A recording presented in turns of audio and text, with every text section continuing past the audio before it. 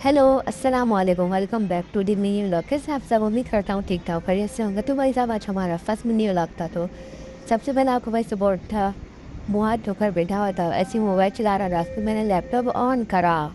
Laptop on करने के बाद लैपटॉप चार्जिंग पे लगाया। थोड़ा सा काम करने के बाद आपका वही निकल गया नमाज वमाज पढ़ के सेंटर के लिए। सेंटर जाके पहुँचा, थोड़ी सी सीढ़ियों की वीडियो बनाई क्योंकि सेंटर में मोबाइल ले आना बिल्कुल भी अलाउ नहीं है। तो आपके भाई ने क्लास ली, फिर निकल गया दुकान के लिए। दुकान पे बैठा मैं, 5 बजे संडे छुट्टी है, दुकान पर 6 बजे तक बैठा। फिर मम्मा की कॉल आ गई कि नानी का खत्म होगा सिया वहाँ चले आओ।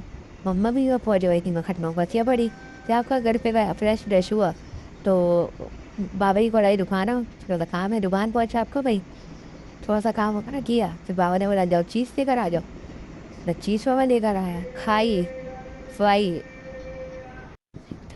फिर आप मैं थक गया तो दोबारा घर पे आ गया। फिर टाइम हो रहा था 1 बजे का, तो आज का वाला नहीं ख़त्म करते हैं। अस्सलाम वालेकुम।